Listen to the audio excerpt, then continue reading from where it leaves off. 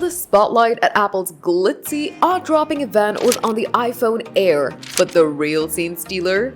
Dual capture. Welcome to GadInsider, your hub for all the latest tech news. In a flashy demo, Apple showed the iPhone recording video from both the front and rear camera simultaneously, merging your reaction and what you're filming into one seamless story. Sounds new, right? Well, not quite. Apple's just finally adding something what Android users and third-party iPhone apps have enjoyed for years. What makes dual capture exciting now is its addition directly into the iPhone camera app. No need to rely on Filmic Pro or Double Take anymore. Just swipe on the camera interface and tap the top right icon, and you're rolling. It's available on the new iPhone 17, 17 Pro, 17 Pro Max, and iPhone Air, all powered by the A19 chip that can handle stitching footage from two lenses without any stress. You can even switch between rear cameras while recording into wide, ultra-wide, or telephoto, offering creators more edge while filming. But Apple keeps it controlled because the layout is fixed with the main view from the rear camera and a smaller selfie feed. You can move that smaller window around, but you can't flip perspectives or change the layout. Something Samsung does better with its dual recording modes. You just get one neat and simple file in 1080p or 4K,